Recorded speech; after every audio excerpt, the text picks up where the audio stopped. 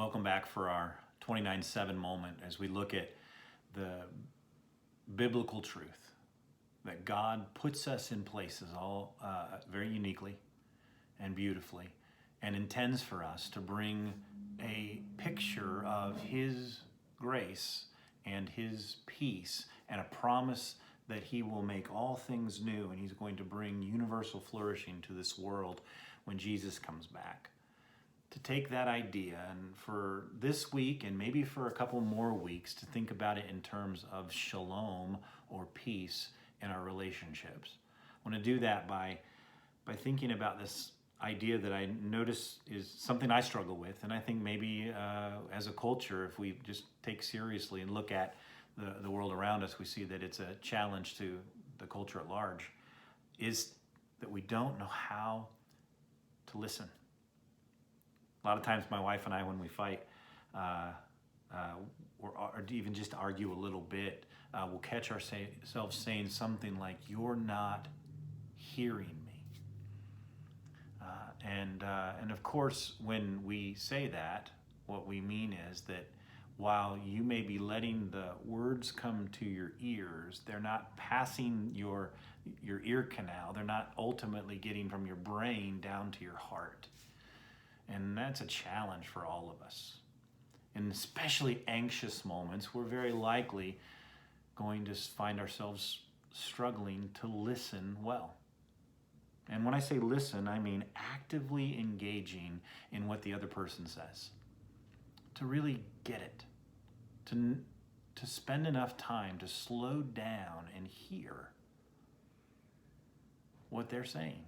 Hear what they really mean, even behind the lines that are coming out of their mouths. Because sometimes what we say and what we mean aren't exactly the same either. And to give enough patience and space for each other to make room for that. It's interesting that studies show that we can process about 4 times faster than we can speak. But other studies show that we comprehend only about 1/4 of what someone actually says. So it's an encouraging thing to be reminded that we're all going to struggle to communicate well, to say the things we want to say, and to be heard in the way that we want to be heard. But bringing shalom to the city means actively listening. It means beginning to say that maybe I don't know everything before that person's had a chance to say it out loud. Or maybe I don't necessarily know the motives of their heart. And so there's this idea, this picture of what often happens in a lot of our conversations, this idea of a suicide. A suicide is just that we are willing to kill the reputation of another person or our assumptions about who they are and what they really mean, based on assumptions rather than actual evidence. Sometimes that may mean even the words that they write on Facebook may have more behind them than the words that are actually there. And are we going to assume motives? Are we going to assume the notions that they have deep down just because we didn't take the time to slow down and ask?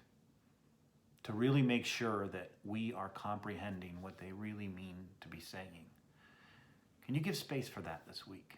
In the next couple of weeks, I'm going to look at 3 ways in particular that we can actively listen. But let's start from here. Give space to get rid of the suicide, the assumptions that kill, rather than allowing space to hear and so bring life.